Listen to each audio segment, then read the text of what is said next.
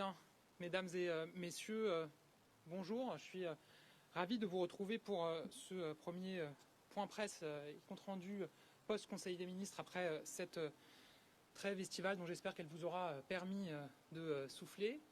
Je vous souhaite une très bonne rentrée, comme je la souhaite évidemment à tous les Français qui suivent ce compte rendu. Nous avons vécu un été particulier, évidemment. J'espère qu'il vous a permis et qu'il a permis au plus grand nombre de Français de trouver repos et retrouvailles, évidemment dans le respect des consignes sanitaires. Pour le gouvernement, cet été a été marqué par une nouvelle étape de la lutte contre l'épidémie de Covid-19, la finalisation d'un plan de relance d'une ampleur inédite et bien sûr la préparation d'une rentrée la plus sereine possible pour tous les Français, que ce soit dans les établissements scolaires ou au travail. Le président de la République a démarré le Conseil des ministres en rappelant ces deux grandes priorités qui nous animent et qui vont nous animer. D'abord, évidemment, la crise sanitaire qui est là, qu'il nous convient évidemment de suivre avec la plus grande attention et à laquelle il convient d'apporter les réponses les plus claires et les plus adaptées possibles à l'évolution de l'épidémie selon les territoires. Et puis évidemment, le plan de relance qui sera présenté, le Premier ministre l'a annoncé jeudi prochain, donc le 3 septembre. Ce sont les deux grandes priorités de la rentrée, ce qui va scander un certain nombre de rendez-vous. Évidemment, ces prochains jours, la finalisation de la préparation de la rentrée. Les membres du gouvernement sont tous mobilisés pour échanger, travailler avec les représentants de leurs différents secteurs pour préparer cette rentrée qui verra plusieurs échéances importantes sur le volet sanitaire, évidemment, notamment l'obligation du port du masque dans les milieux professionnels clos et puis l'obligation du port du masque dans les établissements scolaires. Les différents ministres sont mobilisés et des réunions ont lieu tout au long de cette semaine avec les représentants de l'ensemble des différents secteurs pour garantir la bonne application de ces mesures. Et puis, je l'ai dit, jeudi prochain, la présentation du plan de relance, un plan de relance extrêmement ambitieux de 100 milliards d'euros, comme l'a déjà annoncé le président de la République et le Premier ministre, un plan qui doit nous permettre de répondre et de continuer à répondre à la crise après l'engagement colossal qui a été apporté par le gouvernement depuis le début de cette crise. Je rappelle 460 milliards d'euros qui ont été injectés pour permettre de répondre à cette crise, de protéger nos emplois, de protéger nos entreprises, mais également aussi de préparer l'avenir en investissant sur des secteurs d'avenir et en garantissant que la France sera capable d'ouvrir de nouveaux marchés, d'investir dans de nouveaux secteurs dans les années à venir. Et c'est tout l'enjeu de ce plan. L'enjeu pour les jours et les semaines qui viennent, s'agissant de l'épidémie et aussi de la relance économique, puisque la relance économique s'appuie sur une gestion de l'épidémie maîtrisée avec une anticipation des risques. C'est donc la question de la confiance et de la visibilité. Il y aura ensuite, vous le savez, un séminaire gouvernemental qui se tiendra le 9 septembre avec à l'ordre du jour, évidemment, ces deux sujets que je viens d'évoquer, mais aussi la poursuite de la transformation de notre modèle social et la question de l'ordre républicain sur les enjeux de sécurité, de justice, de lutte contre les séparatismes notamment. Concernant l'ordre du jour, deux textes étaient examinés ce matin. Le premier texte est un projet de loi autorisant l'accord entre la France et Monaco relatif au régime fiscal des dons et des legs faits aux personnes publiques et aux organismes à but désintéressé. Si je devais résumer en quelques mots ce projet de loi, c'est une incitation à la philanthropie puisqu'il permet d'exonérer les droits de mutation à titre gratuit pour les dons et les legs qui sont faits aux États, aux collectivités, aux établissements publics d'utilité publique ou aux organismes à but non lucratif. Et puis le deuxième texte qui a été examiné, c'est un décret qui porte convocation pour les électeurs dans les 7 communes de Guyane où les élections municipales avaient dû être reportées en raison de la situation sanitaire. Vous vous en souvenez, si le second tour des élections municipales avait pu se tenir le 28 juin sur quasiment l'ensemble du territoire national, ça n'était pas le cas en Guyane où la circulation du virus ne permettait pas la tenue sereine d'un scrutin. Aujourd'hui, la situation sanitaire permet la tenue d'une campagne et d'un vote et les électeurs de ces 7 communes guyanaises seront donc convoqués les 18 et 25 octobre prochains aux urnes. Voilà pour le compte-rendu des textes qui ont été abordés. Un Conseil des ministres donc, qui a été placé sous le signe de la vigilance et de l'action contre l'épidémie et pour une rentrée sereine des Français. Et je me tiens maintenant à votre disposition pour répondre à vos questions. Pour TF1 LCI, une première question concernant les mesures prises à Marseille, la ville de Marseille, la fermeture des restos à partir de 23 heures, le port du masque dans toute la ville. Est-ce que la ville de Paris, où le virus circule activement, en Île-de-France notamment, pourrait suivre le même chemin dans les jours à venir? Vous l'avez dit, le préfet des Bouches-du-Rhône a annoncé hier une série de mesures s'agissant de la ville de Marseille, où une circulation très active de l'épidémie est constatée. Il y a eu un point qui a été fait ce matin en Conseil des ministres, une communication comme à chaque Conseil des ministres par Olivier Véran, le ministre des Solidarités et de la Santé, sur la situation de la Covid-19 dans notre pays, et notamment s'agissant de Marseille, avec 177 cas pour 100 000 habitants et un taux de positivité au test qui est aujourd'hui de 7,5% sur la ville de Marseille, et donc une vraie préoccupation de notre part, ce qui justifie les mesures qui ont été prises par le préfet après concertation avec les élus locaux. Évidemment, d'autres mesures peuvent intervenir en fonction de l'évolution de l'épidémie et du travail qui a lieu entre les préfets et les élus. Ça peut évidemment être le cas de Paris et de la région Île-de-France dans les prochains jours. Vous n'excluez rien? Rien n'est exclu par principe.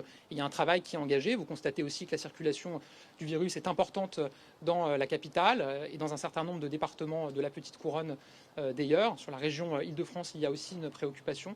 Et évidemment, les préfets et les élus sont en lien constant pour préparer d'éventuelles nouvelles mesures. Merci beaucoup. Oui. Bonjour, Anya Nussbaum de Bloomberg News. Peut-être pour commencer une question de Rim Momtaz de Politico. Elle demande quelle est la position de la France sur la polémique qui entoure le commissaire européen au commerce, Phil Hogan. Est-ce que ça peut lui nuire quant à la gestion des dossiers transatlantiques et européens? Je ne ferai pas de commentaires sur ce sujet. C'est un dossier qui concerne la présidence de la Commission européenne et les autorités irlandaise. Nous suivons cela, mais il n'y a pas de commentaire à faire s'agissant de la France. Le ministre des Affaires étrangères chinois est en tournée en Europe et en visite à Paris. Qui va-t-il rencontrer et quel sera le message de la France vis-à-vis de la Chine? Effectivement, le ministre des Affaires étrangères chinois est en tournée européenne. Il se rendra en France et à cette occasion, il sera reçu par Jean-Yves Le Drian. Je crois que ce rendez-vous aura lieu samedi, si je ne me trompe pas de jour dans la semaine, mais il sera bien reçu par Jean-Yves Le Drian, qui échangera avec lui sur l'ensemble des problématiques et des sujets d'actualité. Et M. Le Drian aura-t-il un message en particulier à faire passer ce samedi? Il aura l'occasion de le dire. On entretient évidemment des relations extrêmement denses et continues avec la Chine. Et c'est dans ce travail que s'inscrira cette réunion. Merci. Bonjour, Julie-Marie Lecomte, France Info. Pour revenir sur la question des grandes métropoles sur lesquelles va se porter la vigilance en cette rentrée, le gouvernement compte-t-il exiger des opérateurs de transport en commun des mesures supplémentaires dans la mesure où, depuis le déconfinement, finalement, ils n'ont jamais été exposés à la même fréquentation que celle qui va survenir au moment de cette rentrée?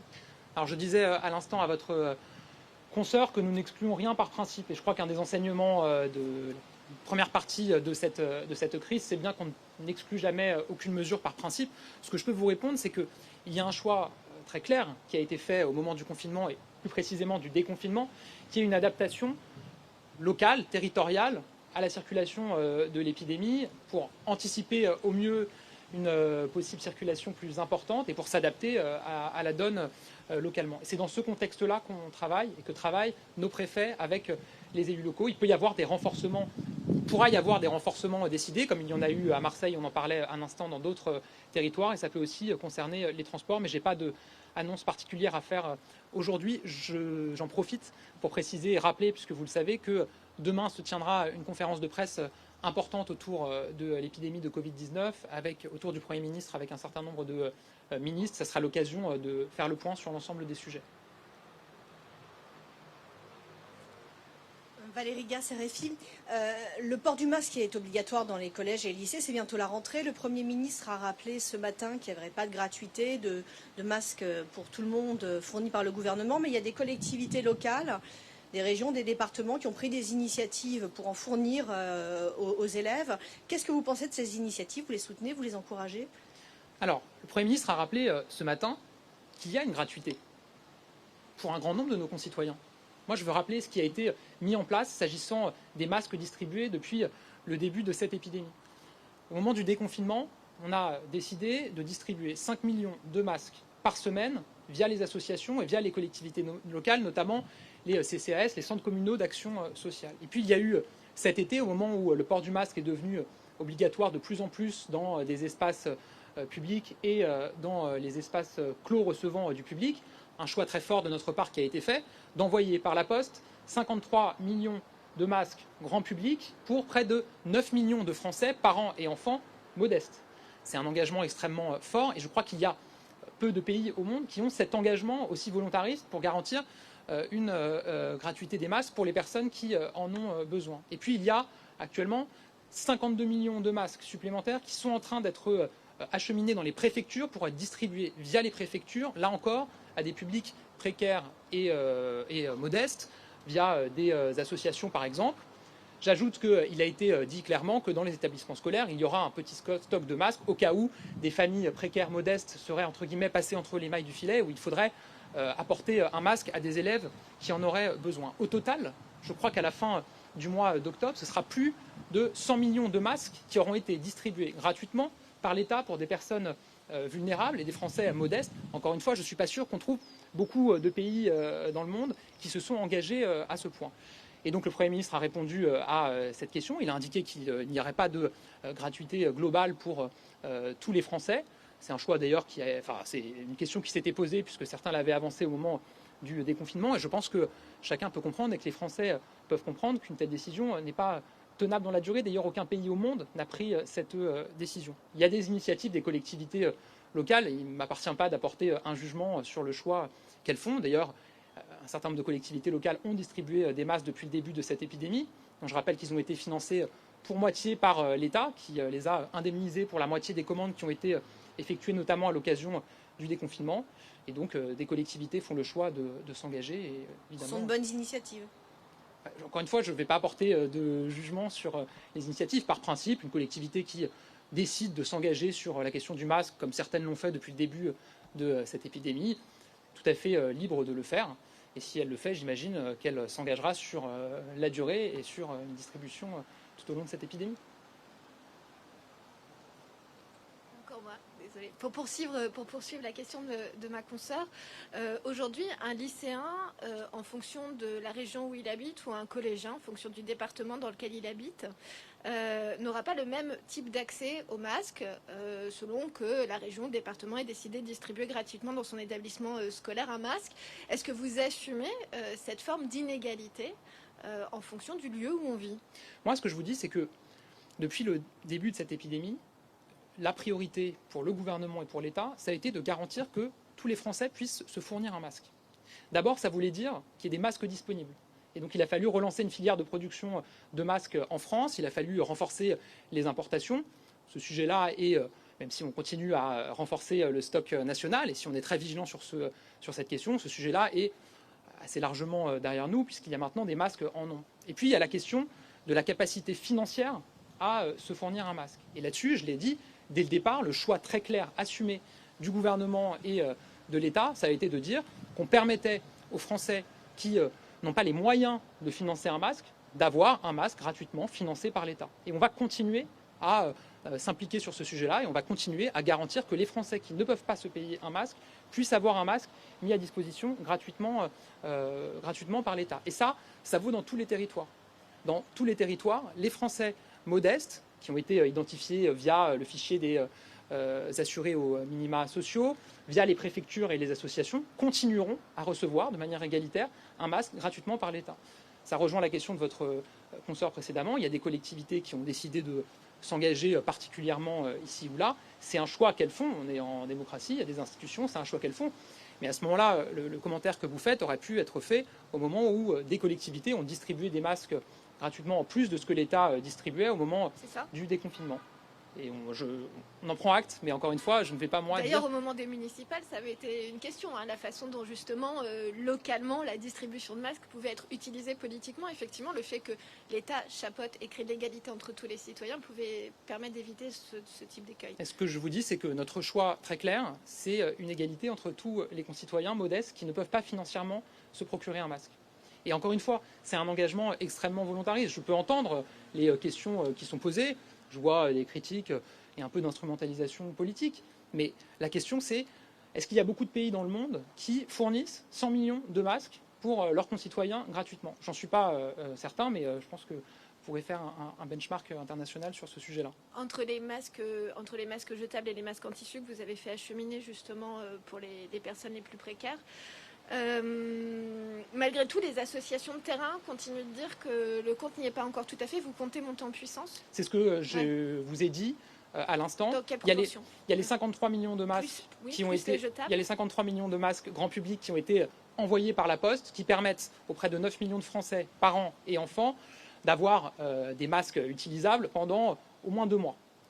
C'est une opération qui sera probablement reconduite pour l'avenir. Et je crois que l'échéance est autour de la fin octobre ou du début du mois de novembre. Et puis il y a un autre stock de masques, là vous l'avez dit, qui sont principalement des masques jetables, parce qu'on parle aussi de publics très précaires qui parfois n'ont même pas de quoi laver leurs masques. Ce stock est en cours d'acheminement. Et je comprends que dans tous les territoires, il ne soit pas encore arrivé, mais c'est en cours. Et je crois par exemple que s'agissant des Bouches-du-Rhône, la préfecture les a reçus en début de semaine, et donc les choses vont arriver progressivement sur le terrain. Évidemment, on fait au mieux pour que les masques soient livrés au plus vite. Et là, on sera au bout. Avec ces deux acheminements distincts, on sera au bout de l'effort que fera l'État. Il n'y aura pas d'effort supplémentaire après. Alors, ce que je vous ai dit, c'est qu'avec tous ces acheminements, on sera au-dessus des 100 millions de masques qui auront été livrés gratuitement par l'État pour des Français modestes et précaires. Et ce que je vous ai dit, c'est que c'est un choix que nous avons fait très fort, de protéger nos concitoyens qui en ont besoin et qui financièrement ne peuvent pas s'équiper. Et que c'est un choix, évidemment, que nous allons poursuivre parce que nous l'assumons. Et que, selon l'évolution de l'épidémie, évidemment que nous continuerons à protéger les Français les plus modestes. Bonjour, Jean-Rémy Baudot pour Europe 1. Je me permets de rebondir sur cette question. Est-ce que politiquement, il y a un signal de la part du gouvernement, l'idée de dire que finalement l'État a été déjà extrêmement généreux depuis le début de la crise du Covid et que les dépenses n'ont pas vocation à être illimitées? C'est pas open bar, comme l'a dit un jour Emmanuel Macron dans un autre contexte. Moi, je vous redis que la conviction que l'on porte depuis le début de cette épidémie, c'est qu'il ne faut qu'aucun Français ne puisse pas se protéger pour des raisons financières. C'est notre conviction et on la double d'une action avec cet investissement et cet engagement extrêmement volontariste pour distribuer des masques. Ensuite, évidemment qu'on est face à une épidémie inédite, à une situation inédite, ce qui porte un certain nombre de contraintes. Et évidemment que le masque est une contrainte. Il l'est pour les Français quand ils le portent. Chacune et chacun d'entre vous peut le constater, y compris le vivre. Et il l'est aussi parce que c'est maintenant une dépense qu'il convient d'assumer pour tous. Mais évidemment, je rappelle la priorité qui est celle de protéger les plus modestes. Bonjour, Loïc Signor pour CNews. L'été a été marqué par des violences à des degrés divers, du chauffeur de bus à Bayonne aux violences après la finale de la Ligue des Champions, en passant par des maires aussi agressés encore hier récemment en Ile-de-France. On voit beaucoup le ministre de l'Intérieur tweeter, se déplacer aussi sur le terrain, mais l'opposition déplore un manque de résultats. Est-ce que le président de la République en a parlé ce matin dans ce Conseil des ministres de rentrée, de ce climat de violence, et prévoit-il un plan aussi pour la sécurité ? Alors je vous ai dit dans mon introduction que le président de la République avait indiqué que le séminaire gouvernemental qui se tiendra le 9 septembre aura à son ordre du jour la question de l'ordre républicain et les questions de sécurité, de justice. Le Premier ministre a été très clair ce matin sur l'antenne d'un de vos confrères sur le fait que la question de la justice est évidemment centrale. C'est la question de la rapidité, de l'effectivité des sanctions et des peines qui est devant nous et qui est un investissement majeur sur la justice pour que des territoires ne se retrouvent pas, des quartiers, avec des personnes qui, après avoir commis des méfaits, empoisonnent la vie du quartier en attendant d'être jugés et d'être condamnés. Et c'est ça qui est devant nous. Le président de la République a été effectivement très clair ce matin sur le fait que ce sujet figurait en priorité à l'ordre du jour du séminaire gouvernemental. Sur la question des maires qui ont été agressés, moi je veux redire que nous condamnons très fortement ce qui s'est passé, notamment ce qui s'est passé récemment, puisqu'encore hier, une situation s'est présentée. Il y a un projet de loi qui a été adopté il y a quelques mois qui permet notamment de renforcer la protection fonctionnelle des maires et de leurs adjoints. Et c'est pour nous une priorité très forte. Une réunion se tiendra autour du Premier ministre avec les ministres concernés mardi prochain avec les associations d'élus pour faire le point sur ces mesures, regarder ce qui peut être fait plus encore. Et je crois que sur ces sujets-là, notamment la question des maires qui sont agressés, c'est un sujet sur lequel l'ensemble des forces politiques doivent se rassembler pour le condamner. Parce qu'au fond, il y a évidemment les sanctions, les peines qui doivent s'appliquer contre les auteurs. mais il y a aussi, je crois, une opprobre générale qui doit s'abattre sur ceux qui en sont à l'origine, et on a besoin pour ça d'un rassemblement politique pour le condamner très fortement.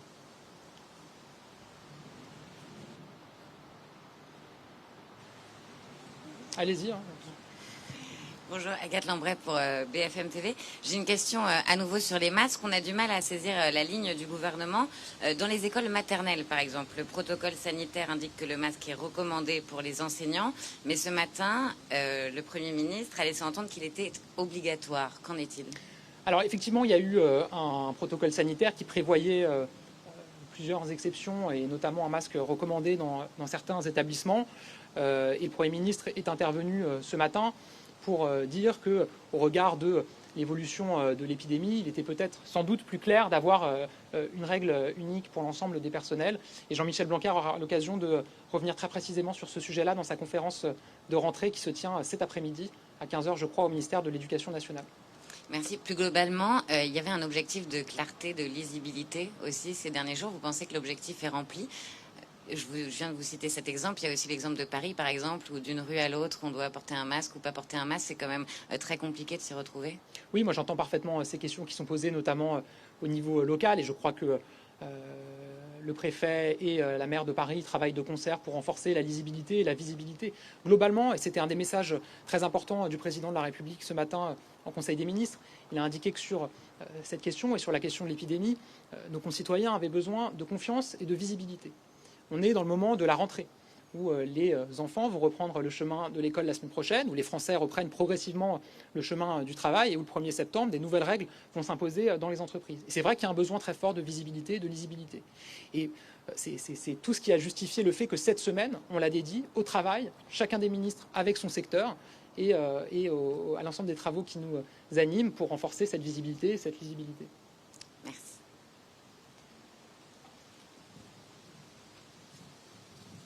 Bonjour, Grégoire Poussiel, des Échos. Il avait été évoqué un projet de loi à l'automne suite aux propositions de la Convention citoyenne pour le climat. Est-ce que ce calendrier est encore d'actualité? Et si oui, est-ce que vous pouvez nous dire un peu plus? Merci. Alors la question du calendrier parlementaire sera réabordée à l'occasion du séminaire gouvernemental. Et donc à l'issue du séminaire, j'aurai l'occasion de vous en confirmer les différentes étapes. Mais évidemment, les travaux sur la Convention citoyenne pour le climat se poursuivent. Je rappelle qu'ils ont été reçus par le président de la République, par les différents ministres, par le Premier ministre pour des échanges, qui a un engagement très clair sur un travail nourri entre le gouvernement, les parlementaires, les élus locaux, les partenaires sociaux et les membres de la Convention citoyenne, avec des points d'étape et un calendrier qui a été affirmé.